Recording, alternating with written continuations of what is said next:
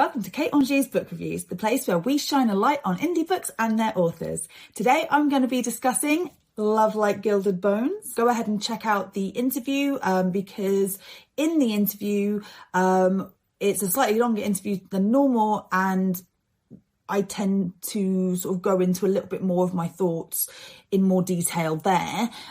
So there is no real need to repeat myself here. So go ahead and check that out. Or if you are listening on the podcast, then just that will happen at the end of this review. So you don't have to do anything, just continue listening. So Like Gilded Bones. This is by Cyran Faringray. So yeah, let's crack into it. So Like Gilded Bones, we follow two characters. We have Yrvaeth, which is this very mysterious, very elegant, very poised and pretty stoic male main character, MMC. And then we also have River, who is our FMC, female main character, and she has a very dark past, and she is on the run from said past, and she has a lot of demons inside her, and through her connection with Yrvaeth, she's able to come to terms with those, come to accept herself, love herself even, and she finds a real kinship with him and he and her. They both come from very dark backgrounds, both tainted in death in one way or other, some more extreme than others, but generally they do bond over this sort of recognized darkness within each other, and also I think the need to kind of grow from that and essentially just become their best selves. So it's very wholesome dark romance, and to be honest with Cyran's work, there usually is an element of that. You know, they always state that their books always have a happy ending. What those happy endings look like, however, they're not always so conventional, but you know, you're never left feeling depressed or anything like that, you know? So yeah, there's not like a huge sort of like A to B to C plot, and it's more of a character study and this relationship and how it develops. So yeah, if that kind of sounds like your sort of thing, then yeah, definitely recommend this book. I briefly mentioned the characters. I don't want to go too much into that because, as I said, the book really is about these two characters. What I will say is that Yrvaeth is a skeleton. He's been cursed. Why? I will not say. This is a non-spoiler review, although I will say that the interview does go into spoilers. So if you want to read the book before finding anything out, then I suggest you go ahead and do that and then come back and join us in the interview. But yeah, it's one of those ones where we see real character arc, and Yrvaeth is someone who starts out with definitely more insidious agendas. His interest in River is definitely pretty selfish and abusive. And this is sort of the motivations behind a lot of his more questionable actions. But then as they spend more and more time together, you know, we see that his interest in her becomes something much more genuine, and something that really taps into what humanity he has remaining, and we see that flourish, and that is just so beautiful to read, and the way that he brings her out as well, out of her shell. She is this very just she is in survival mode, and she has been for the longest time, you know. So when she meets him, she's in a very vulnerable position. She's desperate. And the offer that he gives her, in terms of this whole new life, this new world, because it's not set in our world, it's set in a different universe that is where Cyran's work is all kind of based, in the Toll of Flesh series. And, you know, there are demons, there are monsters, there are, you know,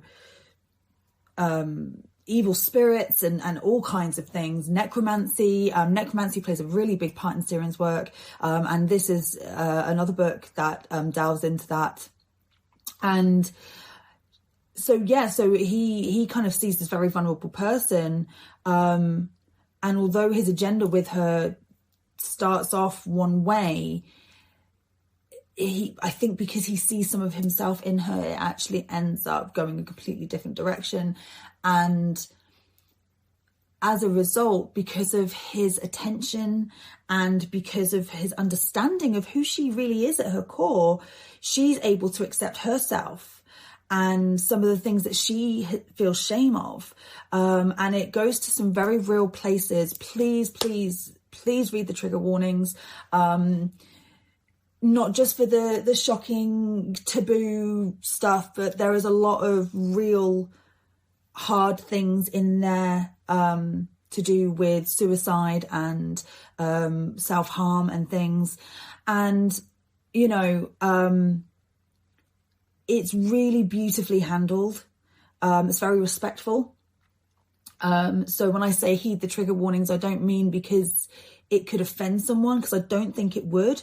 Personally, I don't think it would, but just it might bring up some emotional responses that, you know, if you're not in the right frame of mind to handle, then, you know, I would be irresponsible to not mention that. But yeah, these two characters, the way that they weave with each other and interact and grow and flourish and blossom, it's genuinely magical. It really is. It's just lovely. So apart from the ones that I've mentioned, food is a big theme. We do talk about that in the interview, and there is this, it almost becomes a mealtime ritual that Yrvaeth and River partake in. So Yrvaeth, being a skeleton, he can't taste. He can't eat. He doesn't have a need to eat, and he couldn't really anyway, because he has no way of digesting. He has no tongue when he eats. So he asks River to describe the food. And Cyran mentions this, they won't mind me saying this, but Cyran has a very complicated relationship with food, being that they can't eat a lot of things due to intolerances and things like that. So, you know, Cyran's relationship with food is very complicated, and, you know, the way that they write about these different meals and these different delicacies, it's like, oh, it's just incredible. And, you know, there's very much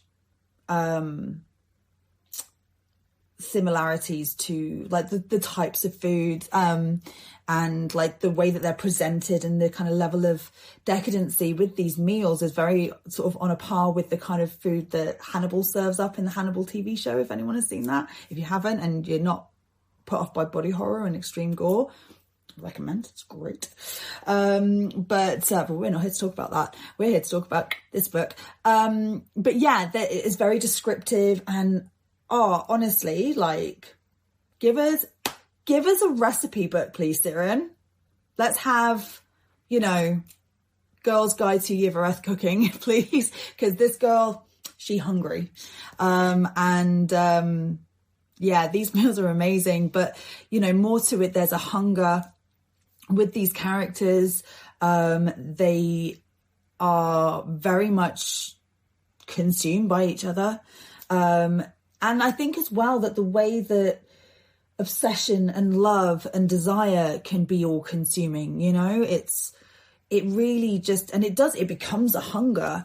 These words aren't associated with these types of feelings for no reason. They completely envelop you, and it's something that needs to be sated. And the way that these characters move through this story and move through these experiences together is very much represented in the way that River approaches these meal times. Initially, she's very kind of like, she has a lot of questions. She's very confused. She's not entirely sure what's going on. She is a little bit cagey by it all. But then after a little while, she accepts it for what it is, and she understands the Yrvaeth more, and she comes to enjoy it. She comes to look forward to it and spending this time together, and having these very intimate interactions, because food is a very intimate thing. When you share food and you cook for someone, it's an intimate thing. And Yrvaeth cooks everything for her. He serves her. He has manservants, but he doesn't let them serve her. He insists on serving her because he wants to be as much of this enjoyment as he possibly can. And when she describes these meals, he listens so intently, and it's very much a metaphor for their relationship and just how they interact and connect. It's beautiful. It is. It's really beautiful. And the fact that it comes from such a personal place with the author just makes it, well, chef's kiss. The setting.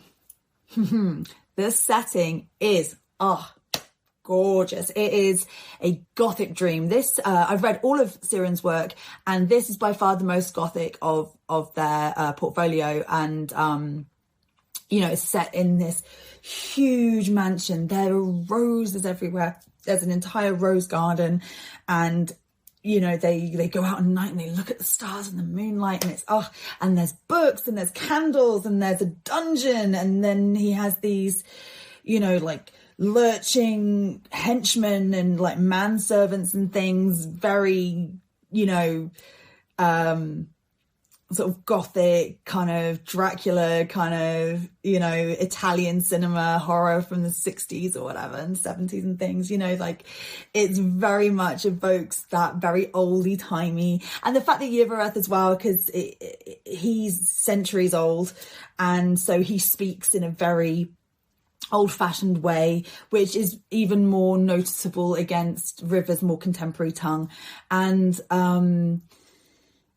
even though he doesn't speak often, I mean, that in itself is very Gothic, that he's very stoic and is a man of few words. But then when he does speak, it's it's all very deliberate, and he says what he means and he means what he says, and there's like old journals around, and secret passageways, and it's just, if any of that, it's just brilliant. It's just, yes, very Gothic, very cool. And I just wish that I could get a tour around this mansion, because it's so good. The spice.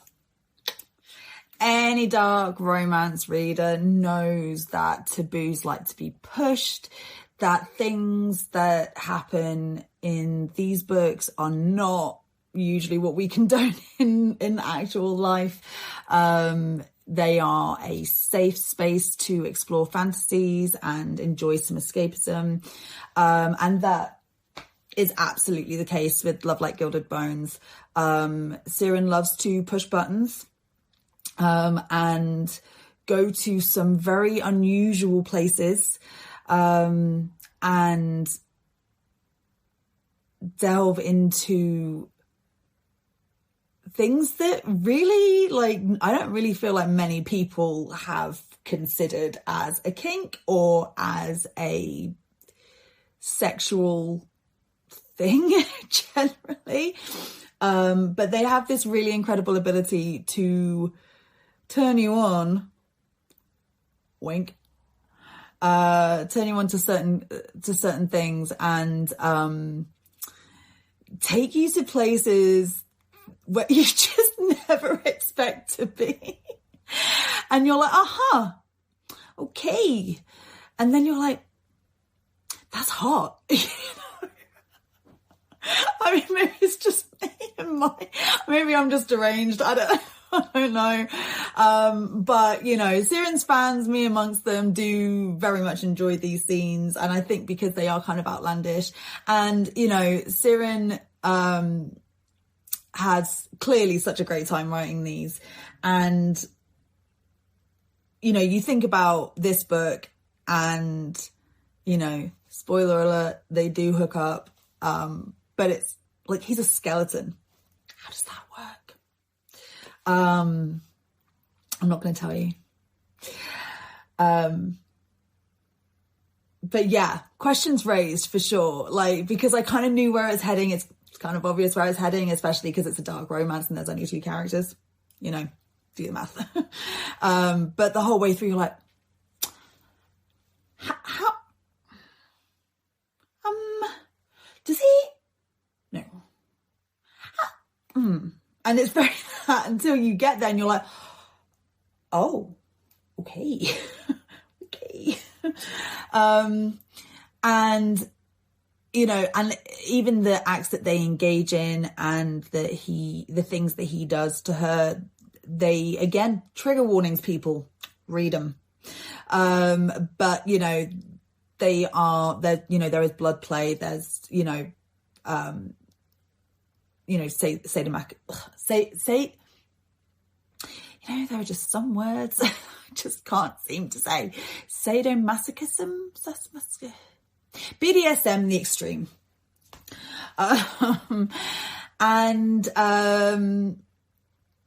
Yeah, it's there's not a lot with a lot of other, we talk about this in the interview, but with Cyran's other work, there's, you know, a lot of like smut and spice and things like from kind of the get-go. Whereas this one is far more of a slow burn. I mean, I say slow burn, it's less than 200 pages long, the whole book, but it takes like it's really only like in the last third do we get this sex scene, and it's one sex scene. But yeah, Cyran doesn't hold back. But it's just one sex scene. So that's quite unusual for Cyran and their work. So it was this real slow burn. I mean, the whole book is pretty intimate. I mean, as I've said, food is very much a theme. It really plays into that intimacy, that closeness. And so there is this real build of sexual tension.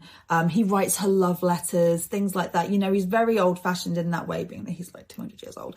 But there's no actual real sex. There's lots of flirting. There's lots of kind of innuendo, suggestive like language and things like that. But there's no actual real sex until quite a chunk in. And so it's really good at actually because you have this build up for the entirety of the book prior to this moment, and then suddenly boom, it's just like, okay, you know, like, it's a climax. And yeah, so it's quality, not quantity, I think is the takeaway here. And that is kind of most of what else I have to say. I mean, anything else, there are things that can be gone into in a lot more detail. They are in the interview. As I said, I don't really see the point in repeating. Just go check out the interview. It's a really fun interview. Cyran is just, lovely. Really, really have got to know them over recent months, and like, they are just so lovely. So I really do implore you to go check out the interview. Ideally read the book first, because we do go into a lot of spoilers, more than this review. Anything that you feel like maybe is missing here, it's on purpose. Go check the interview out. And you can buy, as I said at the beginning, you can buy Love Like Gilded Bones on Amazon, or you can download it on Kindle. However, and it's also on Audible as well. So however you like to read, there are no excuses. Go check it out. It's a really great book. Just heed the trigger warnings.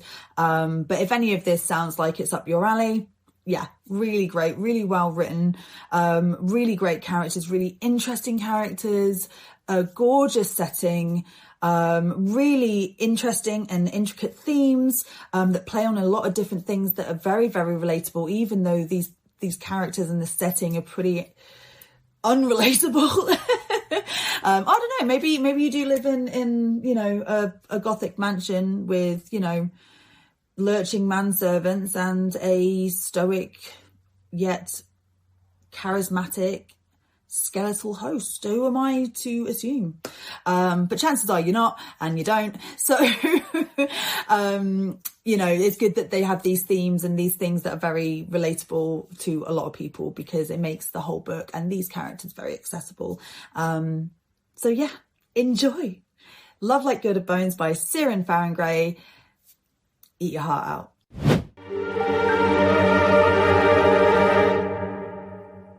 Hi, and welcome to Kate Anjou's Book Reviews, the place where we shine a light on indie books and their authors. Today, I have the absolute pleasure of talking with Cyran Faringray, author of the Toll of Flesh series, and we're going to be discussing the book Love Like Gilded Bones. So, how are you doing? Welcome to the show.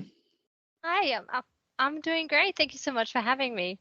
I'm really honored to be here. Oh, no, the pleasure is absolutely all mine. Like, I have been aware of you and your work for just over a year now. And I have become a really big fan. And, you know, over time, and thanks to the internet, you and I have cultivated a really lovely friendship and things. So, no, pleasure is all mine, all mine. Thank you. So I want to talk a little bit about how you and your work came into my life. And then I want to hear a little bit about you, and so you can tell our listeners, you know, a bit about yourself and about your work. But just for context, I got given the book The Unbeating Heart, which is here, by my good friend and previous guest, Sabrina Borman, for my birthday last year. And I read it and immediately just fell in love with these characters, and I looked you up online and I saw you had all these other books, and I basically, over this last kind of like 9 months or so, just wolfed them. You know, I've got them all. I've read them all. I am a Patreon. I've read your like little shorts and things. There was one you released over Christmas and then another one over Valentine's, and they were both brilliant. So if anyone wants to know what they are and wants to read them, get on Patreon and we can go through those details and things at the end. And yeah, that's about it. So Cyran, tell us a little bit about yourself and your work. Well, first of all, I just want to say that I'm so glad you reached out, because as you said, we've developed such a nice little friendship, and it's always a pleasure to talk to you. And really, really grateful, because this vast expanse of the internet can be super, super lonely, especially if you're a small indie or an unknown indie. So this connection was like, it's really special to me, and yeah, really grateful. Oh, no, that's so sweet. That's really kind. And I feel very much the same. I mean, you know, I have, you know, I messaged you, I think I commented on one of your posts, didn't I? Yeah.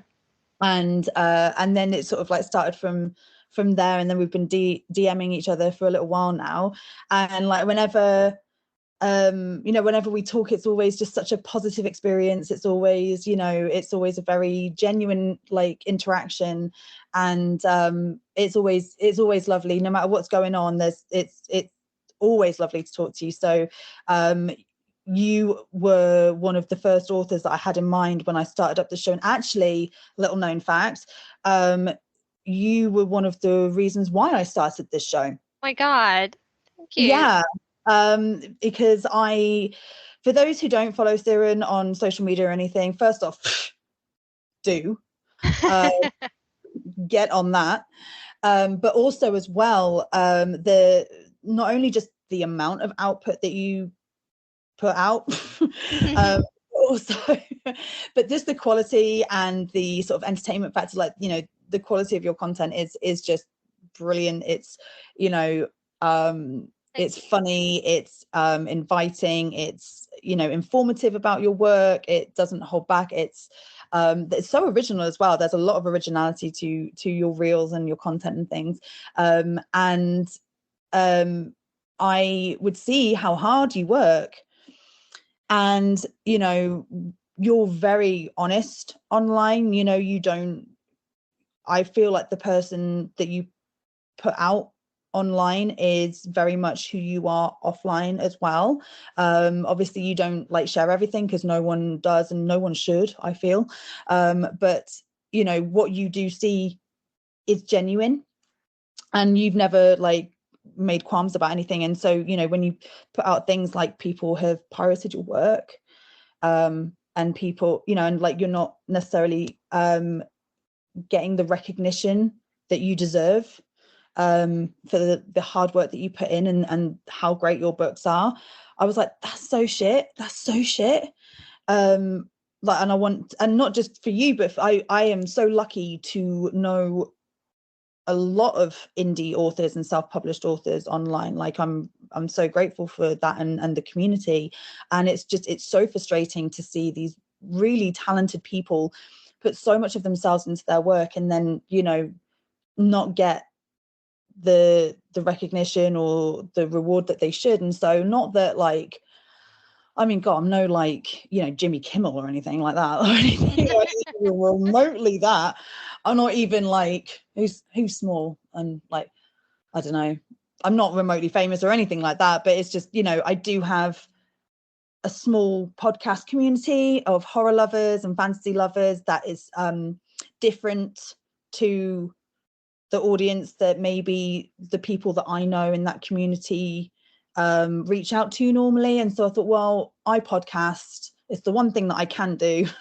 And I want to do what I can to try and showcase these works a little bit more. But, you know, chatting with you and, you know, as I said, seeing all the work you put in, and, you know, just sort of seeing the frustration from you and from a lot of other authors, because it's completely understandable of just like, you do so much and then get so little back. Like, I was like, this isn't right. It's not right, damn it. I think it's so common, actually. I see a lot of really, really talented folks who write books that are really outside the box and really unique. And I have seen a lot of them, even in my admittedly short time of being in the space, which is like about a year, almost a year and a half now. I've just seen them give up, and it breaks my heart, because I think we need their stories, and everyone brings something unique to the table, and that goes especially much for you know, diverse stories, marginalized folks putting, you know, their stories out there, because that is a different lens and a different view that's important, you know, just as important as, you know, everyone else. And yeah, so I think what you do is amazing, and I'm sure every other small indie feels the same way, that we're incredibly grateful for you and other people taking the time to read our books, to talk about our books, because it really means everything to us. Oh no, it's my absolute pleasure. And, you know, as I said, like, it's a lot of work for you guys to do. And since I've started caring about things like followers and stuff, which I've never really cared about before, like I'm like, you know, to sort of like get the show out here, and by default get the work that I'm trying to promote out there, you know, I'm doing a lot more social media content and things. And we were just discussing off air, like, God, it's a pain in the ass. I'm not a big social media person myself. Like, I don't, like, when I was a private person, I didn't have Instagram. I don't have Facebook, because it keeps kicking me off for some reason. I don't know. Always has for like the past 5 years or something. I wasn't really engaged online, and it's not really my thing, but you kind of have to, don't you? This is it. It's yeah, it's sort of dealing with the devil a little bit, but hoping that you kind of, it's worth the payoff kind of thing. Like I do social media. I don't mind social media and things, but I definitely sort of take it with a pinch of salt. But you know, as you say, like, it's a very useful tool in a lot of ways. So and that's what I kind of like use it for, especially with this podcast, is just trying to, you know, get people to notice and to listen and to read. You know, and in whatever format that looks like, whether it's books, Kindle, audio, whatever. Because you've got, am I allowed to say about this yet? Yeah, of course. Yeah. I wasn't sure, because you've got an audio book. Is it out? It's out, isn't it? Yeah, Yes. I've got 2 out. Love Like Gilded Bones and The Unbeating Heart. They're both out on audio right now. Oh, I'm beating heart out. Oh, I didn't know. And right now in production is actually The House of Grief. Oh wow, really? Yes. That's gonna be interesting on the audiobook. I mean, I personally really want to get The Pale Daughter and the Tyrant Prince on audio, but that would be so good because of the first person, the flip back between Zal and Nyx, like. Yeah, the thing is just the way I'm currently producing my audiobooks is through a royalty share, which means there's no like upfront cost involved for me. That's good. But that's not possible with like a dual narration. So yeah, so I would have to, and there's just no funds for it, unfortunately. So hopefully one day in the future, because I'd really love to get that on audio. Yeah, that would be just because of the way that it's set up so perfectly for audiobooks. So yeah, if you can get like, you know, oh God, I really wish I was in that casting room. I digress. So cool. Well, today we are talking about Love Like Gilded Bones, which you can see here. Yes. Looking all lovely. And actually that's the original cover. There is another new cover that's come out, which is done by, it's Lemonade Doodles, isn't it? Yes. Yeah, they do a lot of your covers and things, like the newer ones, like they did this one. I'll get this. And they did the Pale Daughter and the Tyrant Prince. No, the Pale Daughter and the Tyrant Prince is actually by a different artist. Oh, really? Yeah, they're called Gummy_Worm, but Worm is like, you know, the dragon on Instagram. Yeah, with a worm. Yes. Yes. They've done that. Oh, I didn't know. They also illustrated the illustrated cover for The Unbeating Heart, because there's a hardback version actually that has Nyx, Zal, and Zal on it. And Nico, who's Gummy Worm, did that, and yeah, the Pale Daughter and the Tyrant. Oh, I didn't realize, because they're very similar in like sort of the style. It's a very consistent, very consistent sort of aesthetic. I mean, it's absolutely gorgeous. I love these covers. I'm just like addicted to art, really. Like I love art prints, and that's like my walls are covered. Same. If I spun my laptop around, which I won't, because I need to see the state of my living room, honestly. I've just got like art everywhere. In fact, like after this call, I might just spin around and show you a little bit. But yeah, so this is the cover for the House of Grief, and as you can see here, it's absolutely gorgeous. And so the cover for Love Like Gilded Bones is very much of that sort of style. It's got River on it, and she's looking up gazingly in awe at Yrvaeth. That's right, isn't it? Yrvaeth? Yrvaeth, yeah. I'll do my best with that. I'm sorry for writing. It's such a complicated name. Oh, that's okay. Don't worry about it. It's not like, you know, I don't know. There's books with way more complicated titles. So, and like names and things. So don't worry about it. I'm rubbish with names generally, as you know. So no worries. Just forgive me if I get it wrong. But anyway, yeah. So River's looking down, and he's like looking up at him, and he's looking down at her, and I think he's holding a black rose from the garden. And everything, and it's all very it's very cool. It's very, anyway, so that's what you're looking out for when you go and buy that book. It's absolutely gorgeous, and it just looks so beautiful on a bookshelf. Like I've showcased these out and things, but even when like you can see like they've got like really lovely spines as well, even on like the paperback, so you can see sort of thing with like flowers and whatnot. So even if you had it like spine out, it's still gorgeous. So if you're like me and love a book aesthetic, yeah. Cool. So like let's talk a little bit about you. It's like for people who don't know you, who maybe don't follow you, can you tell us a little bit about yourself? Absolutely. So my name is Cyran, and I write dark villain romance that blends fantasy with elements of horror and sort of classic gothic literature. My main characters are all morally black and stay evil when they fall in love, but they're also utterly loyal and committed to their partners. About myself, when I'm not writing or reading, which honestly takes up most of my time, I spend time with my long-term partner or my dog. We have a little Yorkshire Terrier. Um, yeah, she's my baby. She's my baby. She's spoiled. I will admit that right now. Absolutely horrible at, saying no.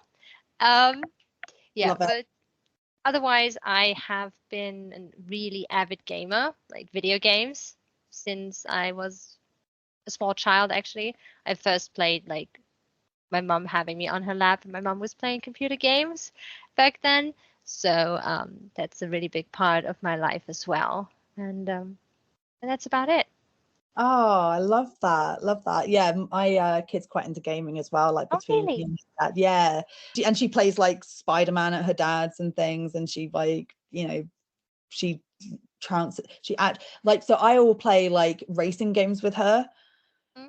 And I'm like, I'm gonna let you win. It's fine. And then she's like actually trouncing me, and I'm like, okay, I'm gonna try. And then she's still actually trouncing me, and I'm like, this isn't fair. How could you better than me? 30 years younger than me. This isn't right. But yeah, so yeah, that whole kind of thing of you sitting with your mum or gaming and things really resonates, because that's very much me and my kid, and I That's so absolutely love that. lovely. That's It's so like gosh. still precious memories, actually. Like I don't remember much about my childhood, if I'm honest, but I remember, I think we played Commander Keen and Lost Vikings. I mean, these Oh, are really old. I'm in my early 30s, so yeah, I guess that's where the interest comes from, maybe from all the way back then. yeah, because that's I mean, I actually don't know those games, but they sound very kind of like fantastical and like a bit kind of like like Viking-y and things like that. Is that right? Yeah. And the other thing is like I mean, my God, I haven't played those either since then. But the other one, I think, is like a spaceship captain or something like that. Really, really cute. Yeah. That's so cool. Oh, so I bet that has been a sort of a subconscious influence and things, those, with like because a lot of your characters are, I suppose, in charge, Yeah. of something, like they're either a demon prince or they're like a lord of the manor, or like things like that. So I guess being able to like write those characters and things, like some of that will stem from playing those kinds of games where you're playing a captain, or you're playing like like a Viking warrior or something like that. That's really cool. I just played like Sonic. I couldn't get over the lava levels. I had to get my mum to do it. I mean, games used to be really, really hard back then too. It was really hard. Thank you. It was hard. Anyway. So cool. So yeah, so you've mentioned that you write very dark romance and fantasy and horror, and that your characters aren't morally grey, they are morally black, and I can attest to that. Like, this book comes with pages of trigger warnings. And when I got the Unbeating Heart for my birthday last year, my face was kind of like, your neutral face when you read, and it was like as it went on, I was just like, okay. But that's me. Not everyone is like that. So but it's, they are very dark characters. They are a lot of the times pretty abhorrent in their actions if we're looking at a scale of like civilized, but as you say, they're not just that. They are like fully dimensional characters. They are multifaceted, but I think you are such a lovely, sweet person. Thank you. No, you are just a lovely, very sweet person. Like, I have to kind of look up other words for sweet whenever I message you, because I keep thinking I'm using it too much. Oh, you're so sweet. Oh, you're so sweet. I don't mind sweet. We can go with sweet. So I want to know, like, what draws you to that dark side of humanity, or I say humanity loosely, obviously not all of these characters are humans, but that side of things, and just generally like the darker side of literature. Well, for me personally, on like really a very personal level, the darker sides of the human psyche have always been very interesting to me. Sort of like what makes people tick, what makes them behave in a certain way. And dark romance is a safe space to explore those darker aspects of the soul, to have a sort of a thought experiment, a what if this character behaved that way. And I think that humans inherently have darker sides to them. Obviously, my characters are, well, exaggerated, right? Like they aren't redeemable. They are very bad people. They are meant to be very bad people. And I also try to express that there is no qualms about them doing things that are definitely not okay, and definitely things that I do not support. Sometimes I think those lines get blurred, or people think like, you write dark stuff, and like, as you said, like, what do you like in real life? So yeah, no, like those things are absolutely not okay. They're all really horrible people. And those things should not be romanticized, to me either. Like, it's fiction. It's a safe way of, testing those boundaries, exploring those boundaries, stepping over them. And, it's empowering in a way too. I've dealt with a lot of like trauma and negative experiences in my own life. And reading a dark romance or writing a dark romance puts me in a place of reclaiming that power and that confidence within those pages. I can shut the book if I don't want to read anymore. I can stop writing. I can direct the story in whichever way I want to. So yeah, it's really empowering and interesting to me. Yeah, I can definitely see how that is empowering, and like, because where you have that control, and you have that, these are your characters, these are your creations, and you can kind of,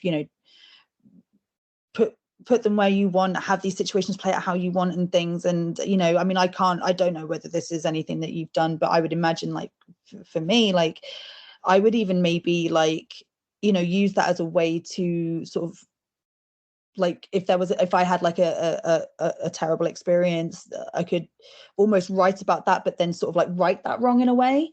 So I feel like, yeah, writing is probably a very cathartic exercise and things. And yeah, like, I wanted to, because I mean, in your author's note at the beginning, like, you were very explicit about saying like, hey, this is not safe practice, these sexual acts are not done, like, please don't think that this is something that you can do and get out okay with. This is not acceptable. This is, like, you are very kind of clear about that. And I guess, like, when you read those books, I mean, especially Like Gilded Bones, like, there were a couple of points, because I think Love Like Gilded Bones is a very it's probably for me anyway, like, the best example of a character who has done horrific things, continues to do horrific things, and makes no qualms about it, and is pretty unapologetic about it. Like, they don't have they don't have any sort of thing about, like, they don't apologize, they don't go, oh, well, I was really wrong about that, or anything like that. They're like, yeah, this is what I've done. Like, the most that they'll do is maybe not tell the whole truth about something, but when they do, they don't go back on themselves. And this is like the only book of yours where, like, I've kind of gone, ooh, like, in terms of like some actions. Like, the other stuff is like, the other books that I've read of yours, there's always kind of been, like, in my mind, within that world and within that story, a justifiable reason for certain things. But there are just some things, like, it's not even like the worst of the things, but just things like when you find out that he's probably been watching her through the mirrors without her consent, and things like that. I was like, ooh, like, oh, come on, buddy, you're better than that, No, he's not. No, he's not. he comes across like he is, but he's really not. And I guess, like, do you have, when people get in touch with you and things about your books, like, do you have people go, oh, hey, that's not cool, or is that like or like that's do people think that you're romanticizing these things? Do people kind of like get upset by them, or are people like, no, I get it, that's, you know? I think, funnily enough, the thing that most upset people was the FF sapphic relationship part in the Unbeating Heart. I think I've gotten more negative comments about that than about anything else. What? But I That's have not crazy really to had me. people reach out about this aspect in particular, like saying like, hey, that's not okay. Maybe it's because I do make it very obvious that this is the books are dark, and personally for me, Love Like Gilded Bones is probably the darkest book I've written. Yeah. And Yrvaeth is probably very much on purpose the most unapologetic evil man in my series. I mean, not to say that the others aren't, but Zal has done some really despicable things, which are sort of like a bit like touched upon, like passing by. But yeah, no, let's just say this: the internet is a very cruel place, and I have had very many comments on public posts where people have personally attacked me because they found the post. They haven't even read the book, but they found the post and then they decided to personally attack me. I myself, I have a history of DV and SA, so I'm a survivor of those things myself, for example. That's a theme in Love Like Gilded Bones as well. I obviously very open about my struggles with mental illness, which have been going on for, well, as long as I can remember. And some people will not take kindly to that, and I understand that. But yeah, sometimes people get a little vile, and that's usually when I press the block button because, absolutely entitled to their own opinion, and I understand it's not for everyone. And my books, especially Love Like Gilded Bones, are meant to, well, Love Like Gilded Bones was meant to shock and polarize a little bit, not for like pure shock value, but like it was meant to make you go, oh, you know. Yeah, it does that. So yeah, no, people can get a lot mean online, but I've got a pretty thick skin, thanks to gaming, funnily enough, because when you're in an online space like that, you play a lot, people get mean, so I kind of just go, Yeah, okay, people block. get brave, and then you call them out on it, and then they're not so brave. But yeah, I'm sorry that you've had those experiences, and that just really just blows my mind, is that's the issue that people have. I'm like, really? I mean, like, I don't think anyone should have like really issue with any of your work, but I'm like, out of all the things that go on in your books, that's the problem. Like, that shows more about them than it does about your work. And I'm so sorry that you've had people not be so kind, and especially about something that is just like sapphic romance exists. Like, why is that something that I genuinely don't understand why people would criticize that? It just blows my mind. I could go on a whole I could write an essay about this, but I think you should. I'm just gonna say that because obviously the Unbeating Heart, which is FFM, was my debut, I did not actually know about the fact that FF is not really accepted. The first strange interaction I had was someone I asked to beta read for me, saying, oh, I think you should rewrite this book to MMF because then it's more marketable. And I was like, I thought this was like a singular opinion sort of thing. And ever since I put this book out, it's been a constant, actually, that people go, I would have loved this if it was MMF. Or people are interested and they hear it's FFM and they go, oh no, I don't read FF. I just don't understand it. I don't understand it. Like, I can't even formulate a question about it, because it just nothing of that makes sense to me. Like, I mean, obviously, you know, people can have preferences and things, but for there to be such a barrage of, like, you know, anti-FF or, you know, FFM dynamics, that just it makes no sense. For the record, I love FF and I love FFM. I love it all. Me too. I love it all. I'm pansexual, so to me it's really you're I tell you what, if you're a pansexual person, I mean, these books will appeal to anyone who likes the darker side of romance, but especially if you're pansexual, yeah, it will. There are definite boxes ticked, and then some you didn't even realize were on the cards. Just saying. I think there's a little bit for everyone, because obviously some of my books are MF, and then we have, you know, FFM, MMF. So yeah, you really, like, you play the whole board, you know, like, there's nothing that's sort of like off limits for you really in that respect. Like, yeah, 100%. And I mean, this book goes beyond that, because this person, although he is male and was once human, is. Would you want to tell us a little bit about Yrvaeth? Yeah. Well, maybe it's interesting to know, if people haven't read the book, that when River meets him, she's in a very dire situation. She has just murdered her abuser, and she's, well, on the run. Her car breaks down. She took a wrong turn, so the car breaks down on a pretty deserted forest road, and she's looking for help. She stumbles across this it's actually an old asylum, and where she falls through like a time portal into the fantasy world, into my fantasy world, and meets Yrvaeth, who is at that point veiled, and he stays veiled and clothed for I think like the first third of the book or something, until I think it's about half. Yeah, it could be. Yeah. Where he reveals himself to be an undead, but like he is literally just a skeleton. He's got like a little bit of like golden adornments which serve to channel his magic, but yeah, he is literally a skeleton. You know, think Jack Skellington. Have you seen my little gorgeous skull? Right? I mean, I need to get a gold one now. Yeah. You know, I need to get there's some, and in fact, I'm pretty sure I have seen some gold ones with runes on like Etsy and stuff. I'm gonna have to scope me out one of them. There we go. Put you back.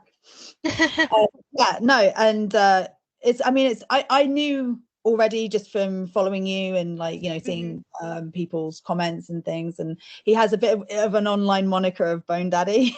Yeah. I mean, when I put this out, or when I had the idea for this, the idea stems from me wanting to write a character that is completely not even at the fringes of what we usually consider attractive, but he is completely beyond that.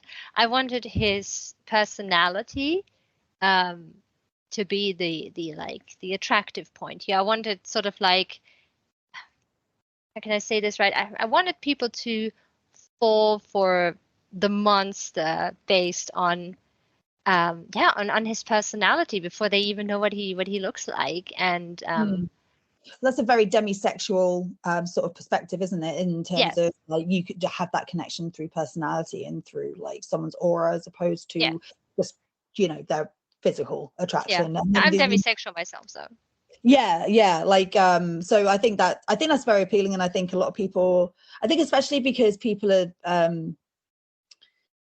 people can be quite switched off nowadays, and I think people are kind of like, at least I don't know, people our age, people my age, like a kind of like coming round to, there is more than just what meets the eye on things. Like, there is more to attraction than just what you look like, and, you know, having that connection is, if not equally as important, is more important.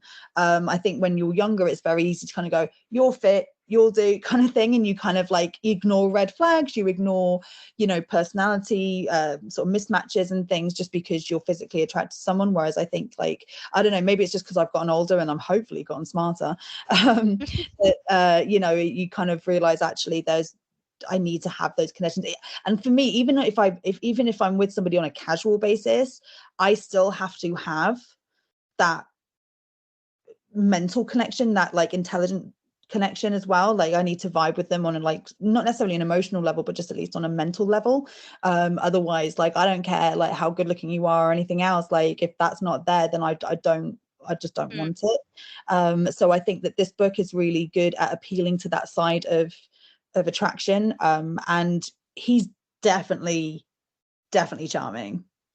He is, isn't he? Like when obviously I did a little bit of research when this idea popped into my head.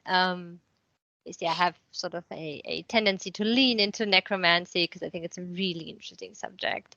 So when I decided on a skeleton, like a lich, I looked and I couldn't really find anything else like it out there. Like when this book came out, there was no character like him.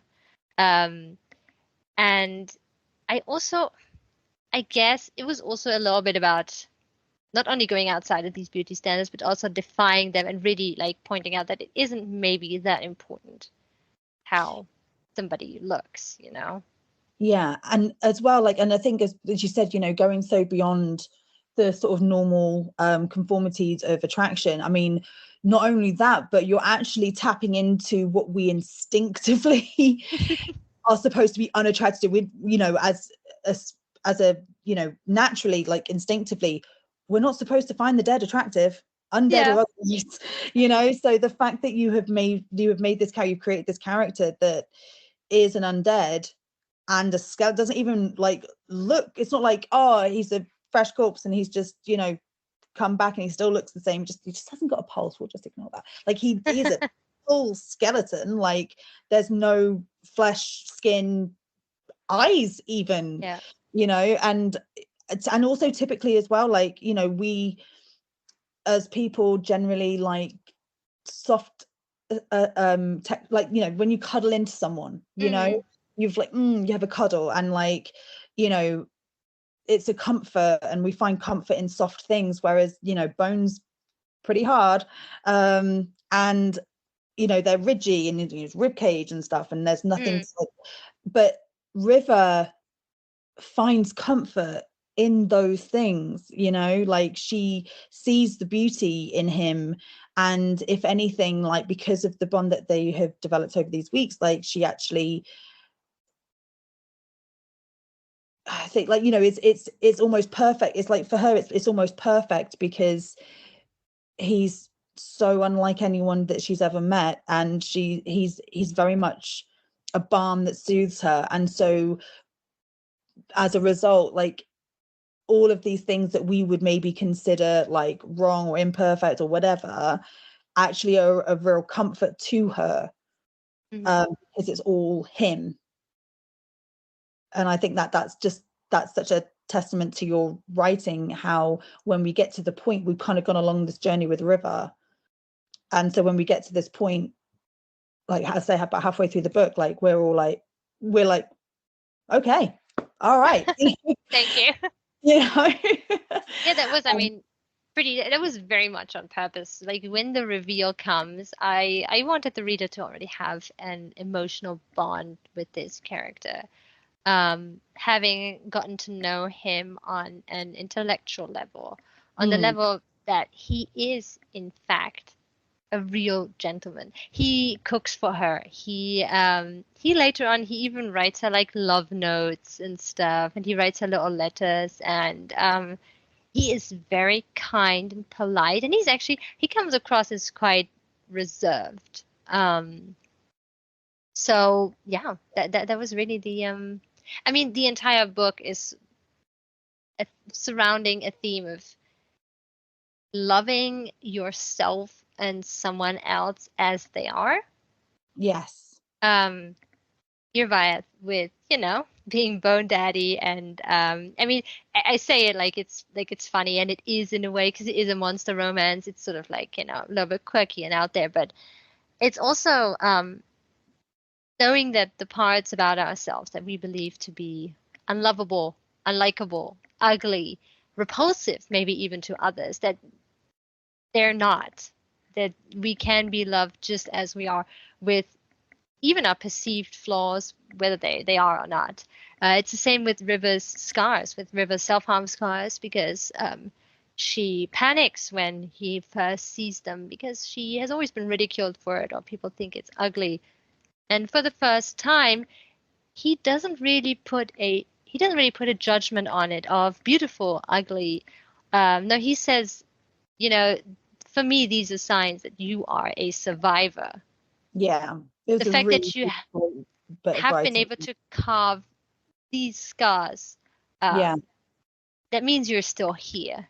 And yeah, that is what matters. And I love you, scars and all. And also what these scars imply, because obviously those sort of like mental health issues, they don't just go away. no, of And it's course. often something that we find, well, yeah, is repulsive to a lot of people, because people see those who self-harm, which I also have personal experience with, as repulsive or as crazy. So yeah, the self-acceptance and accepting others as they are is a big theme that's also really, really important to me.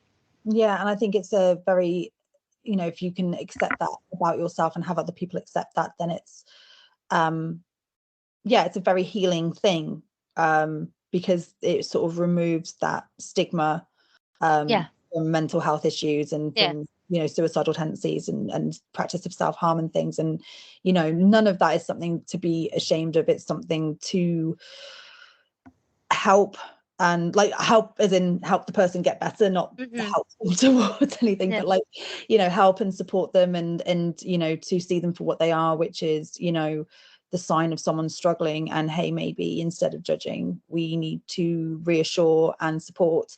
And I hmm think that's perfectly what he does. And he's he says every one of these scars is a time where you fought. This yeah, is a show of strength. This isn't a weakness. This is a strength, because you were yeah, so low, and then you carried on because you're still here today, kind of thing. exactly. It was, I mean, I'm paraphrasing. It's written far more eloquently in the book, but essentially that's kind of what it was. And it was such a, like, I even think I was reading, I had my earphones in just because I do to read and block everything out, and I just sort of kind of, without even realizing it too much, just went, oh, wow, like, it was just such a wonderful way of writing. It was just such um a very honest Thank you. and refreshing Mm. way of writing those things. So no, fair play, absolutely. And I think that all of the, because mental health is something that crops up a lot in your work, and self-doubt and things like that. And I think that you write it very well. I think that you Thank you. yeah, but I think that you write it in a way that is accessible. It makes it understandable if no one's gone through that, or if they're fortunate to not have gone through that, but also as well relatable and reassuring and supportive for those who have gone through that. So I think, yeah, like, the fact that there is mental health stuff going on in these books, I don't think that is a reason, like, obviously, like, everyone varies, but so I'm not going to say you'll be fine reading it, but like, if you have gone through that, don't think that it's going to be a negative thing when you read it, because it isn't. Like, how that might trigger someone still Mm. anyway. I'm certainly not going to say you'll be fine, but like, because I would never be that irresponsible, but like, don't think that when you read about mental health or self-harm or anything like that in your work, that it's going to be a negative thing, because I can't really think of a time where it really is. I think it's Thank always you. Yeah, done in a very honest way. yeah.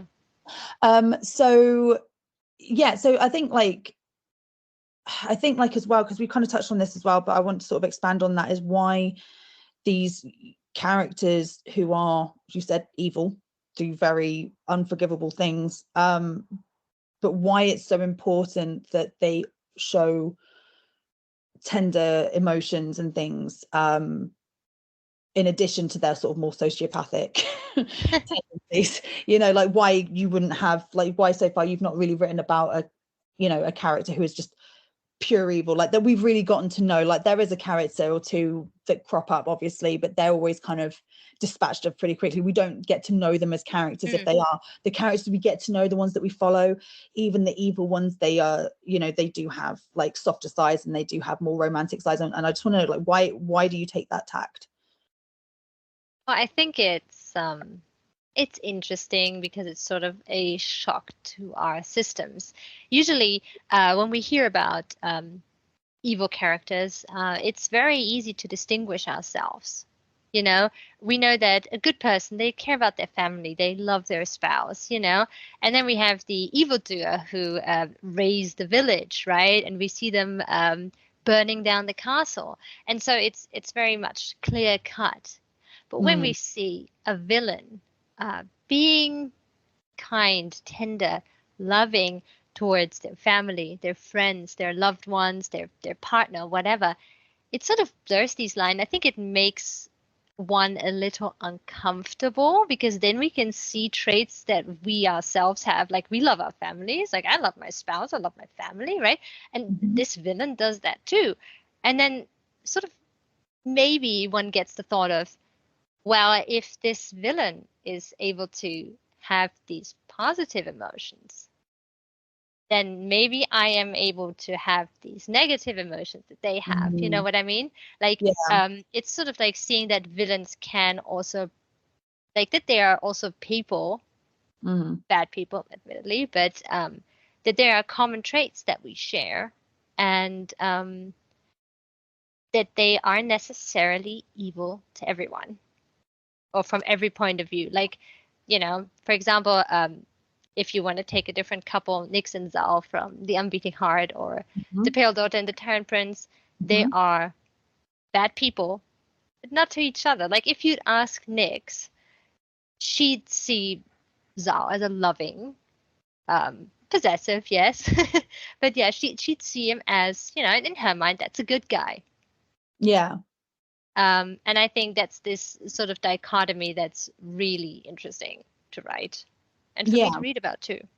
Yeah, no, I'd agree. And I think as well, like, using Zal and Nyx as an example, like they see the evil, they see the darker sides, and they love them anyway. And not even in spite of that, but almost because of, like that's one of the reasons why they love them, because I think that these characters, I mean, I would say like that Zal and Nyx are pretty dark characters, but in very different ways. And I think that Nyx, she's, without going into it too much, she just wants love, and she wants to be loved completely for who she is. And the fact that Zal, sees her bratty side, sees her evil side, her, all these kinds of things, and he still loves her completely. And by him having dark sides and evil sides to mirror hers, it helps her accept her not so perfect moments too. Absolutely, yeah. And I think that is something that we can all relate to. Like, okay, we're not all inherently evil. I mean, some of us, but like, but as you said, we all have things that we don't like about ourselves. Things that we're ashamed of, things that causes anxiety when we think of them, and things like that. And to find someone who sees those and loves us, I don't even say anyway, but loves us, like, yeah, but you wouldn't be you if you didn't do that. You wouldn't, like, you wouldn't, that makes me laugh. What are you talking about? That's not something to be ashamed. That's funny. That's great.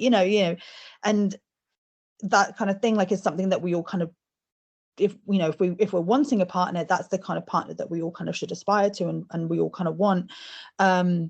So, and or even just not even in a partner, in friends, in family, in anyone who is we just want someone to see us and to love us because of all the things that they see, not in spite of the things that they see. Very well said. Yes. Yeah, so I think that these characters very much do that. And and even someone like Yrvaeth. I think that he has a great capacity for love, and it's a jarring read, but I think that's intentional, because absolutely you'll have him do pretty horrific things, but as a demonstration of love. And as someone, as a reader, you're just kind of like, okay, this is a good thing. Like, it's something that we normally wouldn't think of as good, but like, cool. Like, it's it was definitely a book that made me question things. It's exactly the point. Like I Yeah, want people to read this and really question like a lot of things.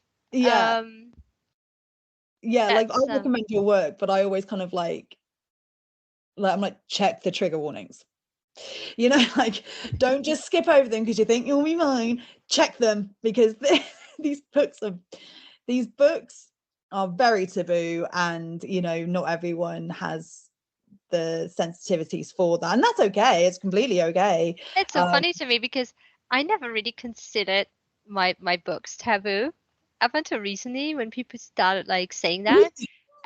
Because I don't know, for me it's so clear cut that this is like fiction and pure fiction, and none of this should be like extrapolated into real life. Like, you know what I mean? Like, as I said, I never like try in any way to justify what these characters do because it's unforgivable because they're villains. Yeah, right. So when people go like, yeah, this is really taboo, I'm sort of like, oh yeah, I guess, you know.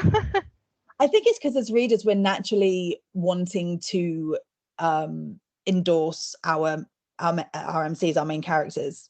You know, we're wanting to kind of get behind them fully.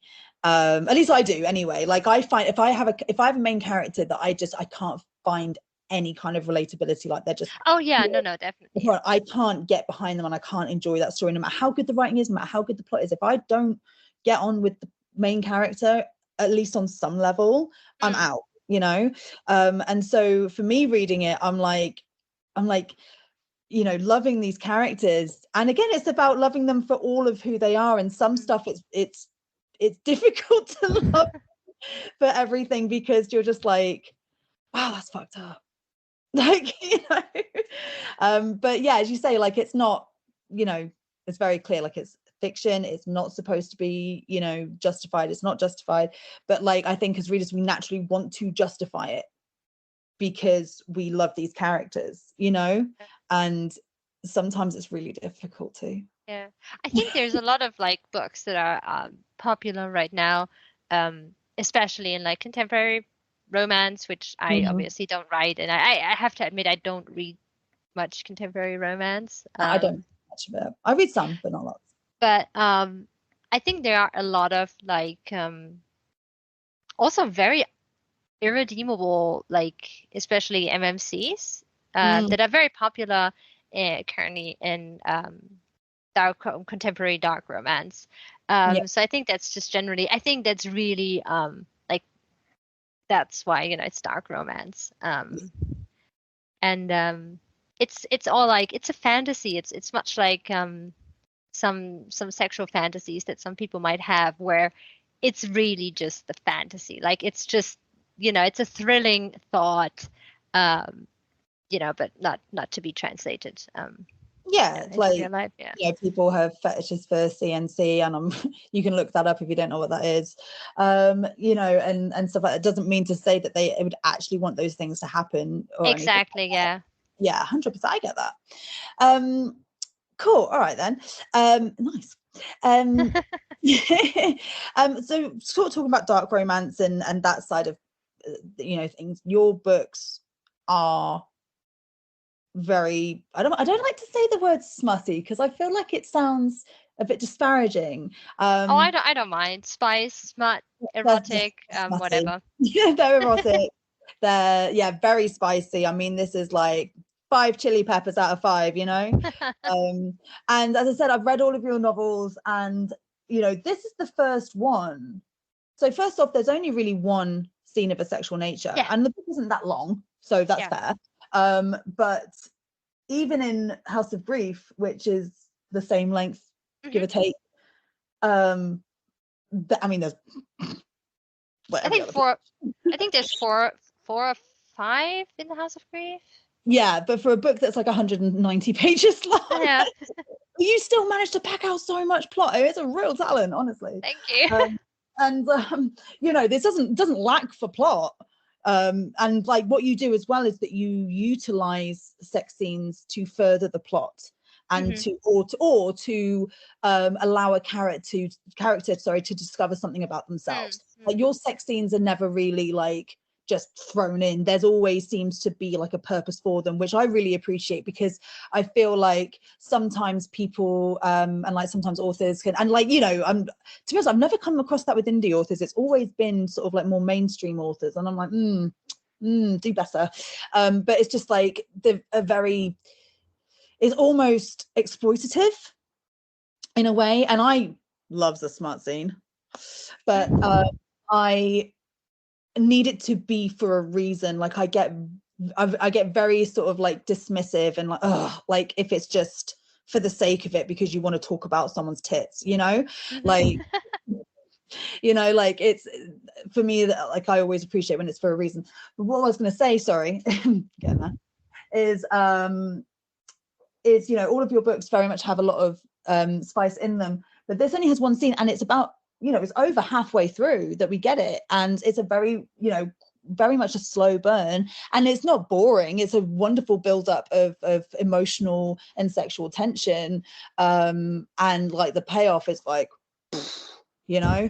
But I did notice that it was a different tack to usual, and was there a reason for that, or was it just how the story just flowed from you?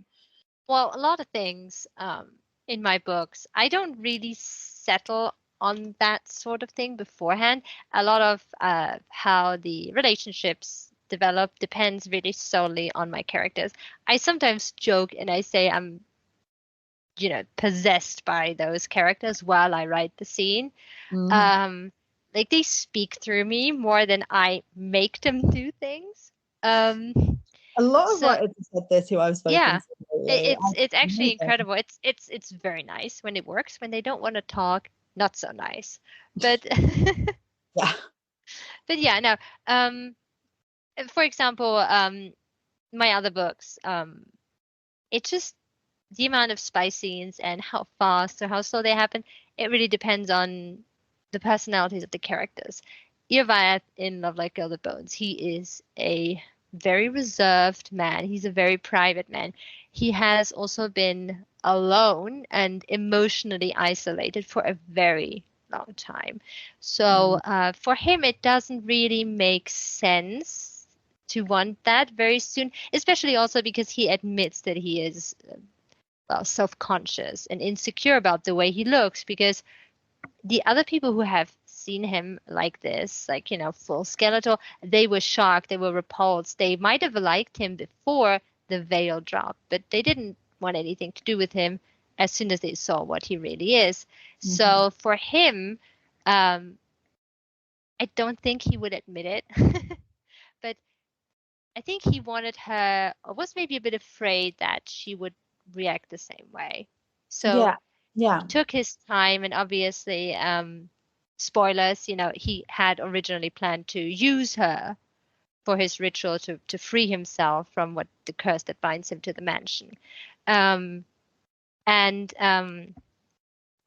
I think that's why he held off sex for so long, because it was sort of like the climax, if you excuse the pun, of like this tension and him sort of a little bit like battling with himself, of like working up the courage to do it, you know, as well. Yeah, and I think, do you know what, like that is so relatable for so many people, just like you know, because I mean, body image is such a huge insecurity for most people, honestly. Like I don't know a single person who is perfectly happy with their bodies, who wouldn't change something or whatever, and that is a spectrum. Do you know what I mean? Like people will be like, yeah, I mean, I know I could maybe, like, you know, do this, but like, you know, overall I'm pretty happy, but that does bother me, but I'm not going to let it. Whereas some people are just like, don't look at me, I'm disgusting, I'm abhorrent, I'm you know, like, and it's a thing. But I feel like, you know, sometimes it's easier to just abstain, literally. You know, or just, you know, not put yourself in certain situations that could let you be vulnerable. And it's the same on an emotional level too. Like obviously I'm speaking physically because he's worried about his physical looks, but I think, you know, when you open up emotionally to someone, if it's not something that you're used to, or something that you find like not very easy, there is that insecurity, there's that anxiety of like, if I do this, will they run? If I do this, is this going to change things? Are you going to not like me anymore? Are you going to, you know, and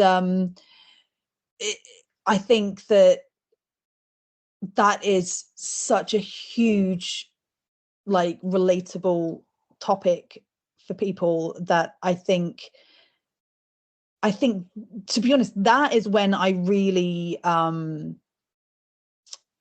I came from just like appreciating Yrvaeth to I really like this character, like, because I liked him, like, don't get me wrong, like, he was very charming and everything else, but I was kind of because I knew what was under that veil, and I was kind of waiting to see how that kind of played out. And his vulnerability and what he says about how other people have reacted, for me it was just like, I relate, like, whatever else you've done, like, that part of you is still, despite everything, the years you've lived, what's happened to you, the curse, everything is still so human. Yeah, I think fair play, like, yeah.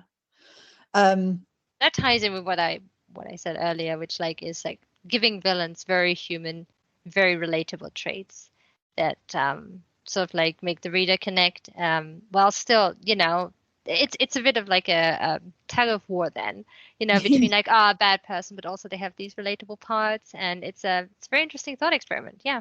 Yeah, I think. mean, yeah. Sorry, please go on. No, you go. No, he if you remember the scene where he first unveils himself and shows himself to River as he is, that's also why he has such a strange reaction to her actually thinking that he's good looking, because he says, "Don't touch me," basically, and and the same thing happens when he realizes that he's in love with her. That's why he sends her away. It's such a visceral, like, shocked reaction for him. But it's so, it's crushing. Yeah. It's really hard hitting when you read it. You're just like, what are you doing? Yeah, and she feels the same way. She's like, "Why are you doing this? I want to be with you, and I accept you for who you are, and none of this bothers me." But he just can't. He can't fathom that, and he sort of puts the "I'm afraid I'm gonna hurt you." I think it's more of an excuse, really, because he had plenty of opportunities, to actually do something to her, to harm her. I mean, he did. So yeah. Yeah, no. Vulnerability.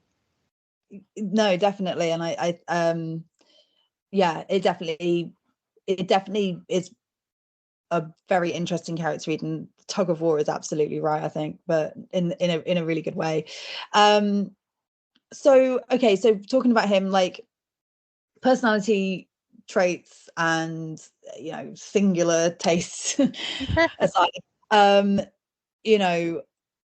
wanted to talk about, because he has a very, what's the word, he's like a almost an obsession with food. And food is a really big theme in this book. There's a lot of food description. There's a lot of, like, a massive variety of types of food. Well, kind of. We find out it's not that varied, but at least when we're reading it through, it's a very kind of varied palette and thing, like menu, and he just has this. It goes beyond fascination. It is more like an obsession with food, and having River describe what she's eating. Can you talk a bit about that and why that's so important? Well, first of all, that comes from a personal standpoint from me, because I'm chronically ill. I have like a very stupid combination of a bunch of things. Among those, I have quite a lot of like deadly allergies, which means anaphylaxis if I consume foods. I have a lot of intolerances. I have a lot of like GI issues. And that all basically comes down to me being able to eat like a dozen or so foods safely. So for me, writing a character that has so much to do with food was a bit living vicariously through them. I did a lot of research. I put together these menus actually that he serves her. I looked up the preparations and how things would taste. Because for many of these things, if I've either never eaten them or it's been over a decade since I've last been able to. So it was therapeutic to me personally to write these descriptions, because food has been a sore spot and sort of yeah. How can I say this right? Like a downright a source of depression for me, because I'm very limited. Like I can't just go out with friends and eat or cook, or when gifts are given to me. Like, people always give chocolates or bake you a cake for your birthday or whatever. And I always have to say, no, I'm sorry, I can't have this. So it's quite a sad topic to me. But this book has rectified that a little bit, at least. Oh, that's great. Oh, I'm So really pleased for you for that. It's a little healing. But beyond that, obviously, food has very sensual properties. Like it appeals to all our senses, right? Like food can be crunchy. We have the flavors, the smells, the tactile feeling when you bite into something, when you chew something. Foods are known to be aphrodisiacs, certain foods. And that's why, maybe that's also why the spiciness so late, because I wanted a focus to be more on like small eroticism and how intimate it is for him, who lacks a sense of taste, because he obviously doesn't have a sense of taste, which is part of his curse, as you find out later, to have her describe the flavors in detail. Like it's kind of a kink for him, even. That's and fair. I think that, yeah, that's fair. and I think we as humans derive a lot of like non-sexual pleasure from eating, like eating a nice pizza, or having a sweet little treat or something. Like it gives us pleasure, it makes us feel good, and he's just taking that a little bit further. And then obviously you also have the whole cannibalism theme, that for him he was a cannibal in his former life when he was still human, and he has sort of kept that up. And there's obviously also the shock value there when she finds out that he has indeed been feeding her. Yeah, that was the other, like the sexual depravities, so to speak, like that. I don't know, maybe I'm just used to it. But that was like less. That wasn't the part that kind of made me go, ooh. It was things like I said earlier, watching her in the mirror without her consent, feeding her humans without her knowledge. Like that to me was like such a violation, like more so than anything else. And like, but the thing is as well is that I feel like for him, I feel like it's two things potentially. Like one, it's him sharing the darkest part of himself with her. But also as well, there's part of me that like wonders, maybe you can answer this for me, wonders whether he gets like a bit of glee from giving her such a taboo food source. Like cannibalism is one of the darkest taboos we have in this world. And it's, yeah, I do wonder whether he kind of got a bit of glee from sort of like doing that. I don't know if he does, but I think he does. But the main point, there were two main points to it. As you said, the first one you got completely right. He is sharing his like darkest secret with her, which is also why he sort of like left the journal out for her to find and figure this all out. But also, Yrvaeth is at his core a master manipulator. He is manipulative as fuck. Like and he made her complicit in this without her knowledge, so that when the news would come out, she's already part of it. And she's enjoyed it as well. And she's enjoyed it because she didn't know, Please, again, keep in mind, fiction, absolutely despicable behavior from his side, so, but yeah. But like, that when that comes out, and if she was to try to condemn him for it, he could go, oh, but you did it too. Yeah. Oh my God. So it's just pure manipulation and Absolutely, oh, yeah. But yeah, not only did she do it, but she enjoyed it. yeah. You know, I mean, apparently we do taste like pork, so I had pork last night. It was really nice. But yeah, there's see, this is the thing, like there's all these little things that kind of like go on, and it's just it's so clever, it really is. And yeah, he's a very, very interesting character, and I think that the food, not only what he prepares, the way he prepares it,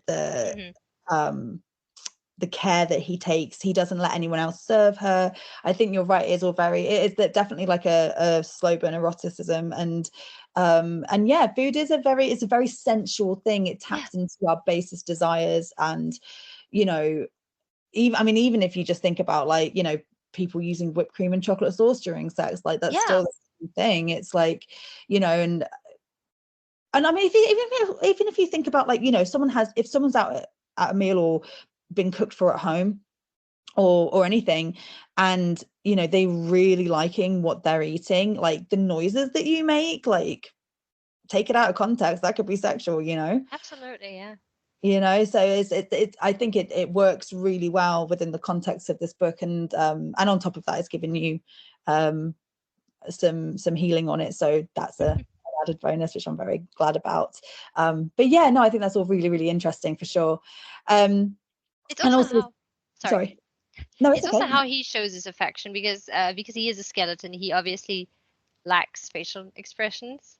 Yeah. And it was actually a very fun challenge I set for myself, because, you know, there are no narrowing eyes, no brows drawn, no smiling. Like, Yeah. it's just bone. So I really had to find ways of expressing his affection, what he feels through, well, more body language, more through his actions, and specifically also just have him speak about them more, just like straight up say what he feels as well. But the food definitely came into that as well, as you said, that he only serves her himself, that he prepares it all himself. It says a lot about him and how he's courting her, really. Yeah, definitely. And I think everyone has a love language, don't they, like, or several, and that's definitely his. And I think as well that it speaks to just sort of like, as a, you know, as it goes on and she becomes more comfortable, but at the same time, like, they do end up becoming very, very consumed by each other. And you know, and as love does, you know, when you fall in love, it is all consuming, and it does take over everything. And not only, you know, her love for him as that develops, but also just her love for this world and her love for herself, and how all of that develops. It's almost a parallel with the food, in terms of just the confidence that is given, and how it becomes such an important part of their dynamic and their relationship. And you know, he shares more and more with her as their connection grows more and more. And then ultimately, I am going to put a spoiler warning ahead of this interview, but this book has been out for a little bit, so, you know, and it is out now, so if you want to go read it first and then come back, that's fine.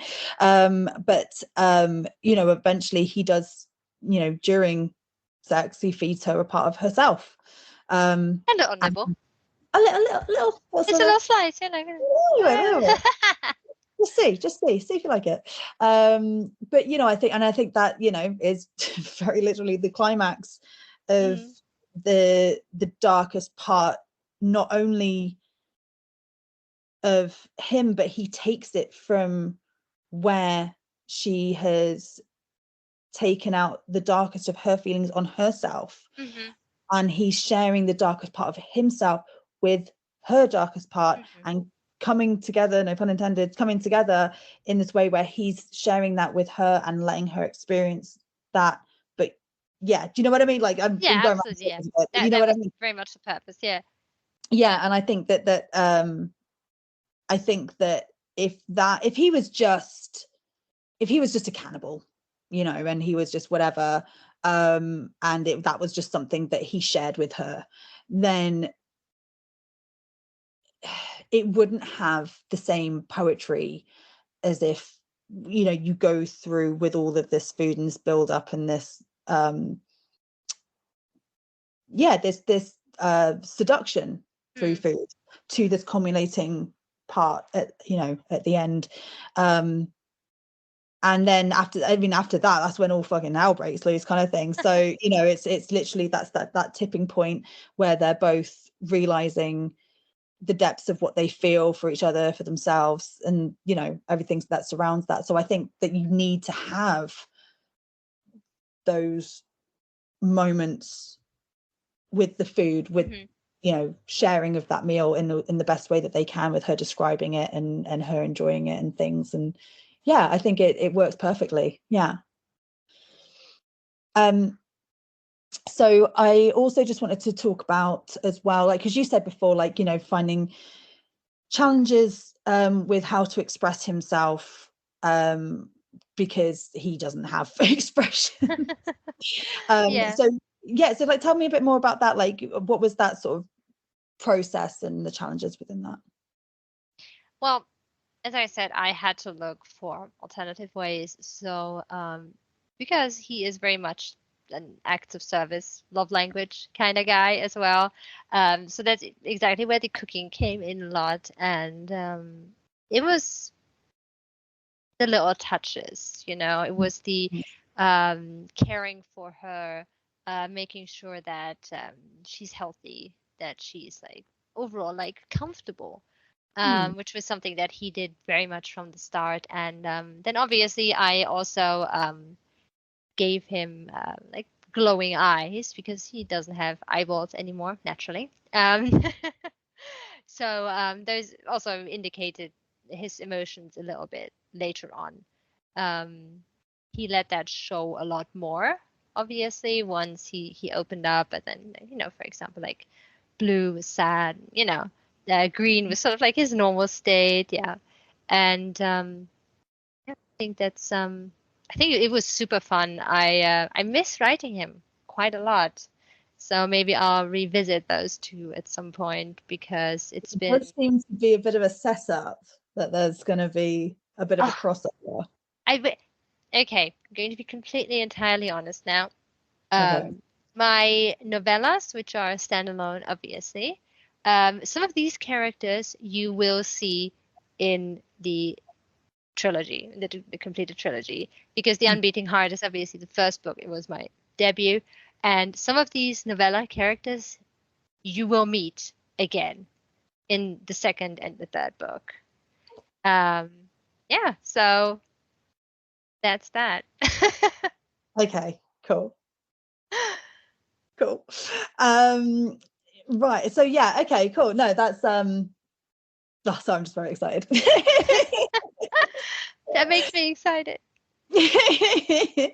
I'm also very glad that there's going to be at least, like, you know, there's going to be like 2 more books with Zalthorn and Celine. Hopefully, anyway. I mean, you never know with this thing. Like, one of them could die, and you never know. But I promise happy ever afters. Like, my books are always gonna have happy ever afters. You do say this. That is part of it. Don't worry, it'll all be fine. I promise. No matter how it looks at some point, maybe. It'll be fine.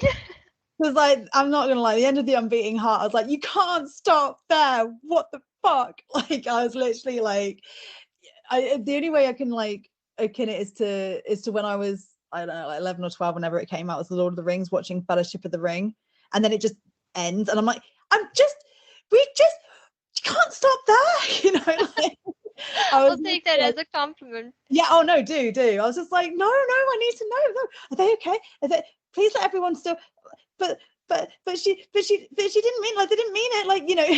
Okay, wait. Let me just give you a hint then, right? And everybody who's listening maybe to this. So if you think back to the ending of The Unbeating Heart, spoiler alert, if you don't want to know about this, probably skip the next 2-3 minutes. Yep. When Celine arrives at their manor, the lights are all lit. She doesn't even have to knock. Castor opens the door for her. And Nyx and Zar are sitting in what they have set up to be like their throne room in the outfits from the cathedral. So they are like, they have been waiting for her. Yeah. It's maybe they're welcoming her home, Yeah, this is what I was like. Yes, this is the thing, because like they don't sit around all day there, in their little get-ups from no, of course not, of course not. No, they've been waiting for They're her. waiting for them to come in because they're gonna welcome her, or whether they're gonna like reprimand. It's fine. I don't need to know anymore. I will wait. It'll all be explained in the sequel. I'll wait patiently. I'm not very patient. Anyone who knows me, if anyone knows me is watching this, they're like, no, you're not. So okay, cool. I always want to talk, because obviously, like you mentioned before about how people in the book community online, at least anyway, have an issue with God knows why FFM or like FF dynamics. But what I think is really great about your work is how inclusive it is. It has lots of different representation of gender, sexual identity, and sexual preferences, everything. And I obviously, you're, said before, you're pansexual and you're non-binary, and for me as well, like I'm pansexual, I'm a cisgendered person, but I am pansexual and things. So having like more of that representation is great to see for me. But also as well, not only is it like your books are inclusive, but the world that your books are set in are also inclusive. Like no one cares how you spend your time sexually. No one cares how you identify. You're just, are you a good fighter? Like everyone is like, is very much and what kind of thing, like Yes. it's a very accepting, very normal way of being, and for people, especially like Zal, who's like, the demon of desire, kind of demon prince of desire, it makes sense that he doesn't sort of like limit himself. Someone like Nyx, who is just she is just a walking id factor. Thank you. She would love to hear that. Yeah. Again, it makes sense for her not to restrict herself and things. I don't know why they would limit themselves with only finding certain people attractive. But it's great to see that other characters who maybe aren't of that way also accepting them. And I just guess, like, how much of that, when you're writing, how much of that is in the forefront of your mind, and and how do you decide which route to take with who is it something that just naturally flows from these characters, or is it something where you kind of like make a decision, right, okay, so I think this person would really suit this type of gender, this sort of, how does that kind of go for you? I think this is another topic where it's important to know a little bit about my own background. I was in the closet for a very, very long time. I grew up with an extremely homophobic father who was abusive on other levels as well, but homophobia was one of his standout personality traits, let's call it that. And he especially had a problem with women loving other women or sapphic relationships. To him, basically, the worst quote unquote insult he could bestow upon a woman was to call her a lesbian. And when I was a young teen, and I sort of, when you start developing, crushes and all that, and I realized that I was maybe attracted to feminine presenting folks or women. It was the end of my world. I cried myself to sleep for years, I think. Oh my God. I have to say my mother is an incredibly supportive person. She's very inclusive. She's very open-minded, and she tried really very, very hard to counteract that sort of thing. But it still very much got to me, and it got to me in a way where I denied that part of myself up until my, late 20s. And even then I wasn't publicly out.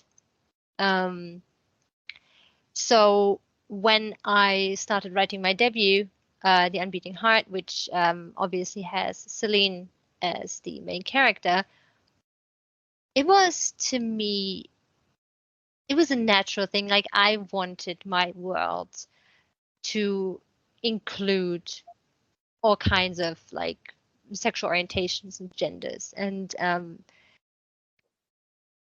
I know that coming out stories, and I personally find that coming out stories and stories that focus on the very real struggles of being a queer person in this world or in another world, they have an amazing amount of value. They're very, very important, and especially to maybe younger queer people who, like me, were in the closet, or, you know. But I would like to see more stories where queer folks are just queer folks. Like, they exist, and that's why my universe is queer normative. Like, there's you know, pan folks, bi folks, there's trans people, there's cisgender people, and people just are how they are.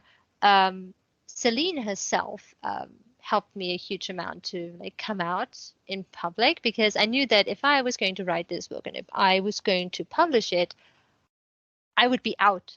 I wanted to be out and proud. I wanted to stand by myself. And Celine is actually gender fluid herself. It's not at the forefront of the book, and she does use like she, her pronouns.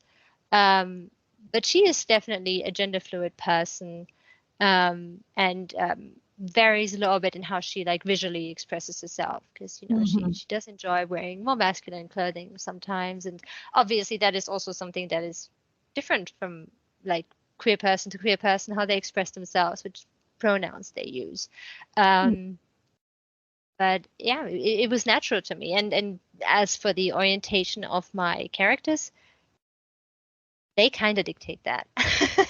They just like usually when a character comes to me, they sort of introduce themselves. That sounds crazy, maybe. Like, I have a little voice in my head. No.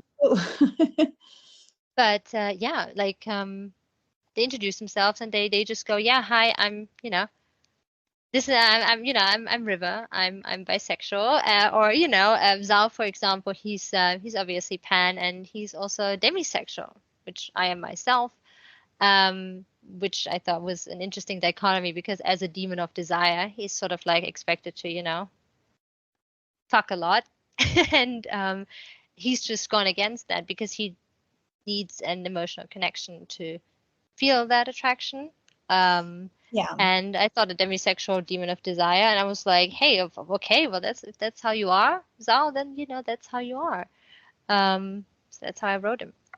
Yeah, and I think as well it's understandable, someone who's been around as long as him and has had so much sex as he has, and like variations of like very varying types of sex, like, you know, he would be craving something deeper than that, you know, like at the beginning of The Pale Daughter and the Tyrant Prince, you know, he's so bored by this orgy in front of him and people throwing themselves at his feet and things, and he's just like, over it, you know. And then he meets Nyx, who is just so exciting and different, and you know, like a firecracker of energy. And they just, and I mean, obviously they're destined anyway, but like I feel like even without that, he would still be fascinated by her, because she's so different to who he normally deals with. You know, she's not sycophantic. She does, like, you know, call him out. She does give him a hard time and things. And I think that for him is very refreshing. And I think that is, apart from the fact that she's absolutely stunning, and I mean, right? right, but like I think that he would be extremely attracted to her anyway, just because of how she is and how she makes him feel, which is so different from just, and that goes so much deeper and so much more beyond like, do you make me hard? You know?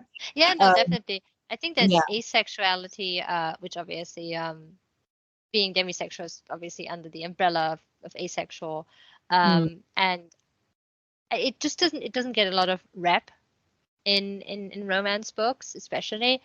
It obviously has to be said that asexuality or demisexuality is very different from person to person. I mean, there are definitely folks that experience, like me, sexual attraction only after an emotional bond has formed. There's folks who don't feel it at all, and yeah, but I just thought that it's something I want to see more of. I want more people to write, all these diverse orientations, and yeah. I mean, anytime there was someone recently who I interact with on social media, and they're a writer, and they'd literally posted that they wanted to see more diversity in their books and things, and I was like, like pointing them towards your direction kind of Thank thing. you. Like, have you seen? And it turns out that actually they did know of your work, and they had the Unbeating Heart on their to be read pile, but they just hadn't got to it yet. But they were like, I'll be getting on that sooner than I thought then, because like they were wanting to see something more than just your straightforward sort of MF writing. So yeah, like I think that you do have one of the biggest sort of representations for sexuality and gender, and in pretty much any of the books that I've read, like Thank you. So fair play to that. So there's this so I've just got like a couple of like light-hearted kind of questions now, just to sort of finish off. Firstly, there was one point when Yrvaeth takes River down into the basement where he carries out all of his like experiments and his necromancy and things, and she confirms that she has no regrets about being shown what lies there, despite how dark it is, and like, I don't mean like lighting wise, literally, like, and then he responds, good, I have so much, well, it's a bit in the middle, and then he says, I have so much more to show you. Like, that to me just really resonated as like the line from Hellraiser, like, we've got such sights to show you. And I wondered if there was any of that sort of like, was that like an intentional nod or not? No, it wasn't. I have to admit, it wasn't. I've not seen the movie. If you Oh, get to know me more, you'll probably find that I haven't seen or read a lot of stuff that is popular. Like I'm not very like immersed in pop culture. So I'll send you a list. please do. I'm like, not to like flex, but I am legit so good at recommending, especially film. I'm so good because I have two. I don't really talk about on the show, but I have two other podcasts, both a movie, specifically like horror movie related. Although one of them deals with like just general genre darker movies, not just explicitly horror. But I'm a big horror nerd. So I will recommend you some please stuff. Do. And where to find them. Hellraiser's top of the list, by the way. You love Hellraiser. Oh my word. Oh, I don't doubt it. I don't doubt it. Oh. I just in the past few years I've not been much of a movie person anymore, I guess. I don't have a lot of time. That's true. And when it comes to like shows and series and stuff, I've also fallen off the wagon a little bit, I have to say. Those are a commitment. Like, they are a huge commitment. Like, I just watched 16 seasons of Criminal Minds, and it took me like a year, and that was like a lot of that I wasn't working, a lot of that well, so like I get the TV show thing, like that's 100%, but yeah, like I mean, yeah, like I'll recommend you some films when you, as and when, no rush, they're not going anywhere. Funnily enough, there is a little bit of like on-screen inspiration, and that's specifically for Yrvaeth. I am a huge fan of the 2013 Hannibal TV show written by Brian Fuller. I was gonna say yes. I was, because with the food preparation and everything. And yeah, I mean, it's sort of like the he's a bit like this similar archetype where he's like a very highly educated, very well mannered man who hides the beast inside him. Yeah. I've had a few readers say that Yrvaeth reminds them of Gary Oldman's Dracula as well. Oh, yeah, okay. I I, see I I that. watched some of that movie afterwards, and I was like, yeah, I can see that. I can see that. Yeah. But other than that, it was really just like generally Gothic literature genre conventions that were, yeah, inspiring the book in general. You know, you have the classic, you know, unsettling atmosphere setting in like an old mansion. You have the mysterious, terrifying, unknown because he's veiled, obviously, and it's an entirely new realm for her. You You have have like the magic. henchmen and Yeah. You have yeah, like a curse and like very dark secrets and Rose Garden and yeah, and as like, you know, as it often is in Gothic literature, one of the characters sort of like needs saving, quote unquote, like because he takes her in, and it's all very like dramatic, intense she emotion. saves him and it's a whole Yeah, yeah. This is definitely like yeah, this is definitely the most Gothic of your books, I think. yeah, it is. Yeah, It's definitely I would definitely call it a Gothic book. Um yeah, it's and it has the romance, and it's that kind of like intense sort of like romance too. It's not like they're not like they're not a fun couple. Like they're not like, hey, let's do welcomes over at the pier type couple. They're like, let's read by the fire and drink our goblets of blood and like kind of brood yeah, kind of couple, you know. And like that, yeah, you know, that's great. But like, you know, um like I like for example, again, Zal and Nick's very different type of couple to yeah. They're more like the fun couple, you know. yeah, they're a fun couple. Yeah, Yeah. oh my god, can you I want to go on a night out with Nick's and Zal. Like, look, I That'd be the basically same. I want to be Celine. That's just what I want. I want to be a Celine. Yeah. I mean, I wouldn't say no to that either, so I can't blame you.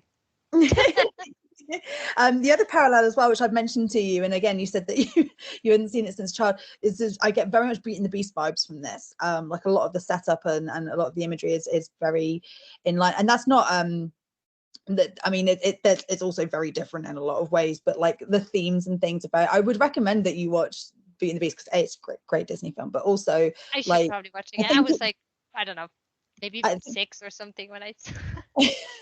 well, fun little story. When I saw it, it was at the cinema, and there's this scene where there's this big fight between the villain and the beast on the roof, and it's raining and everything, and like you know whatever, and it's pretty brutal. And anyway, it's like stormy, and you've got like the beast snarling and everything, and it's like he's like you know clawing at this guy Gaston and everything. It's really fucking intense. Like even as an adult, I'm like, yeah, I get this. Like, because what happened was that all the kids started crying, including me, and we all had to be taken out. Oh Um, my God. yeah, because we were all just crying so much. Because I mean, I think it's like 93 or something that it came out. So what have been 5, 6, you know? So, I, so yeah, I just have this memory of just being like, and then all of the kids just all bawling their eyes out, and we all had to be taken outside because we were all so upset. A core memory. Yeah, exactly. Yeah, no, Um, I yeah, I have not seen it in such a long time. I'm not a particularly big Disney person. So I think Beauty and the Beast is has recently come about as like a bit of a meme for you know I'm a dark reader, of course I like Beauty and the Beast kind of thing. I'm a dark romance reader, of course I like Beauty and the Beast as a child. You know, like because it's very much got a lot of those sort of tropes in it. You know, and I just please, if you get time, please can you watch it and then let me know what you think and what your I thoughts are. will. I In fact, if you promise. could live message me, that would be great. It's like I just feel like you're going to get such a kick from it. Oh, But I might like it. I mean, I don't think I disliked it when I was a kid. But you know, as I said to you before, Emperor's New Groove was my thing. so good. And it's so funny because I regularly rewatch this. I rewatch it about once a year, and last time I watched it was last summer, which was a few months after my debut came out.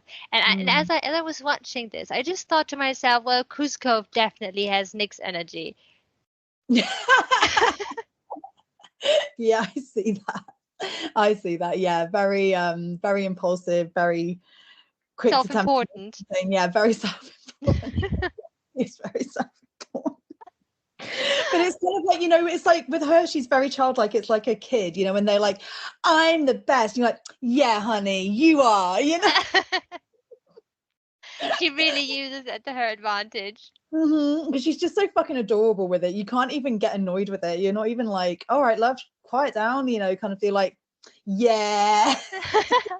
It's just, she's just, yeah, I'd be such an enabler of her. Do you know what? I don't wish I'd gone a night out because I think we'd end up in jail or dead, because all I would be like, yeah, let's do this, like, yeah, let's go. So I'm just as impulsive, and also think that I'm going to live forever. So I think me and her on a night out would probably be a very dangerous thing for me. But fun, but very dangerous for me. Not for her, obviously, because immortal, but definitely for me.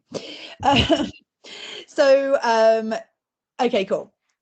If he could enjoy food and taste food, and you were to prepare a meal for Yrvaeth, not human, what would you cook for him? Yeah, I'm not in the habit of cooking human myself, so. Really? Surprising, isn't it? Wow. Yeah, it is. You describe it so well in your books. Oh my God. No. I think I would have to go, obviously, with some sort of meat. I'm not the greatest cook, but I would say a nice medium rare steak, roast potatoes, maybe some green asparagus, a salad, a nice wine, and then maybe, I don't know, a mousse au chocolat or something like that for dessert. Oh, you can cook for me. That sounds lush. That's perfect. Yeah. Yeah, you're invited. I'll come over. It's fine. Yeah. I'll hop a plane. All good. Yeah. You can definitely cook for me. Okay, cool, lovely. Steak, you're going to cook for me. Excellent. I like this. Yrvaeth's invited too. You're going to have to deal with him. Fine. I will. That's fine. That's okay. Yeah, that's okay. Yeah. And then, so lastly, if you can describe Love Like Gilded Bones in 3 words, what would they be? That's a difficult one. I think macabre, lavish, and seductive. Oh, yes. Yeah, they're perfect. That's exactly what that's yeah. I'm going to describe it like that from now on. So no, that's lovely. That's all my questions. And thank you so much for coming on and for answering them so well, and for just going into some really personal things. I know that's not always easy to do, especially on a platform. So really appreciate that, and thank you for being so open. Where can people find your work, and where can people find you if they want to follow you online or anything, or get in touch? Well, first of all, it's been my absolute pleasure. I've had a blast talking with you. It was great. Thank you so much for having me. Yeah, if you want to find my books, they're currently all exclusively on Amazon. You can read them free in your Kindle Unlimited subscription, or you can buy them as ebook and paperback, all through Amazon. You can find me on Instagram at Cyran Faringray. I'm under the same name on Threads and on TikTok and Twitter, that's now called X. Or you can simply type in cyranfaringray.com and you'll find my website. You can also shoot me an email, a DM. I love talking to folks. Always happy to answer any questions or just chat a little bit. And really, reader messages make my entire month. I don't get a lot, but when people reach out, it's like such a highlight. And yeah, please never hesitate to reach out, talk to me. Oh no, I mean, that's exactly how our friendship cultivated. So I can attest to that. Like, it's you're not one of those like, I'm sorry, who are you kind of. Oh my God, I no. can understand why some people have to be a bit like that, to safeguard themselves, but like but you are a very open person, and I think that you reciprocate just as lovingly. It's always a delight talking to you. Thank And you. I'm very grateful for our friendship. And also as well, just because you didn't mention it, audiobooks for yes, I'm so sorry. Audiobooks for Love Like Gilded Bones and The Unbeating Heart are on Audible. Yeah. So yeah, as you can tell, I'm a big fan. Please go and check out their works. It's a ride, is all I'll say. Obviously, check trigger warnings. Make sure that you're okay. We were not exaggerating when we say that these go to some dark and taboo places. I myself am a very open-minded person, I like to think, and even sometimes I'm like, as we've said, I'm like, ooh, okay. So please do sort of check that at the door. But if anything on there, if there's, and also as well, like if you're a bit unsure, I would say, because like when sorry to sort of go into this a little bit, but like when I was an advanced reader for House of Grief, I mentioned that I had certain icks which are kind of tapped on in House of Grief, but actually the way that you write, Cyran, is I don't want to be like, oh, it makes it okay, but it makes it accessible, like, because I think that you write these characters so fully. It's, as I said, nothing happens for the sake of it. It all happens for a reason. Everything is kind of explained, even if you don't agree with the motivations or the reasons. Nothing ever happens for funsies. There's always something behind it. And so I think it does make the darker side of these things more palatable. I don't as I said, I don't really think to myself, oh, I want to write something really gross, so I'm just gonna shove this in here just to be like disgusting. That's never the point. Those things that happen, they are always meant to show a facet of the character, or sort of like tap on a thought, or like move a thought process forward. Yeah, it's very nice to hear that you think I make it accessible. Yeah, I think you do. Yeah, because maybe my tip is, if you're not so much into dark, maybe don't start with Love Like Gilded Bones. I have actually had multiple readers who said that my books were their first dark romances, even though they never liked it before, and always felt like sort of intimidated by it. So maybe that plays a little bit into what you said, that I make it easier to digest. Yeah. Not Love Like Gilded Bones. Yeah, don't start with Love Like Gilded Bones if it is your sort of first venture into this sort of genre. I would say Unbeating Heart, maybe.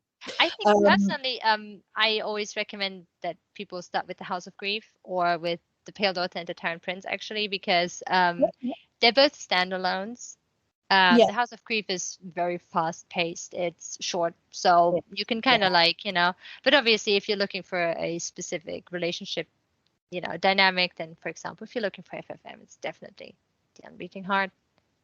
Yeah, I always sort of say, just because where the Pale Daughter and Tyrant Prince was written as like a prequel, like I'm always a little bit like wary of recommending reading it before The Unbeating Heart, although it is a standalone. It is a complete standalone. Just because the way that it was, but like if you're like quite happy for people to read that one first, then I would say that actually, the Pale Daughter is a really good one to start off with, because these characters are so playful, and I think it's probably the lightest of your books. It is, yeah. Still goes to some dark places, 100%. Yeah. But Nyx is just funny, she's fun, she's funny, she's very like happy-go-lucky kind of, and it's definitely a standalone. I absolutely wrote it with that in mind, that you can just pick this book up. You've never read anything else, and you can read The Pale Daughter and the Tyrant Prince, and it's a self-contained story. So. Oh yeah, no, absolutely. I think it's just because like I have this like thing of chronological, like when things have been written and the way that like when they've been publishing order, yeah. Yeah. Yeah. Yeah, no, 100% what you just said there, for sure. So yeah, that is a really good one to start off with, because I think it is the lightest one of your books. And then and then if you do want more, then you have like The Unbeating Heart and other books to follow. So yeah. Great, lovely. So that's basically it. I'm just going to run through where you can follow and find me. So obviously wherever you're watching or listening now, but I am on YouTube, on Spotify, Apple, there's a few other ones as well. I think I'm on Podbay and things. Just put in Kate Anjou's book reviews and you'll find me. Online, on social media, I am on Facebook under Kate Anjou's book reviews, and then on Instagram and TikTok I'm under kate.anjous.book.reviews. So you can follow me there. Please, get involved, interact, tag me and stuff. Let me know what you're reading. Let me know if you've got any book recs. Especially, it doesn't have to be indie stuff. I'm open to all books, but especially if you're reading some indie works, and if there's anything that you've looked into or bought as a result of my recommendations, then I'd love to know. And yeah, just get involved with the chat. I love. It gives me such joy. Facebook page especially is filled with people just saying, "Oh, I picked this book haul up today, and I did this today," and it just gives me such joy to see that, because it's just so lovely to see. And I've actually really bumped up my to be read list as a result, because there's authors and things that I've never come across before, and I'm like, oh, that sounds well interesting. And in fact, one of my birthday presents was purely from, like, my mate had said, "Oh, what books do you want? Like, give me a list and I'll get you one." And one of them was literally the week before a book that had been posted on the Facebook page, and it sounded really interesting. So in that list, I put that book, and that was the one that I ended up getting. So I really do listen and read and look at everything that gets posted, and I always trying to respond as soon as I can. So it's a very interactive space if you want to get involved. But thank you very much for watching or listening, however you are tuning in today. And thank you again to Cyran Faringray for joining me and for having a wonderful, wonderful conversation. And yeah, thank you so much.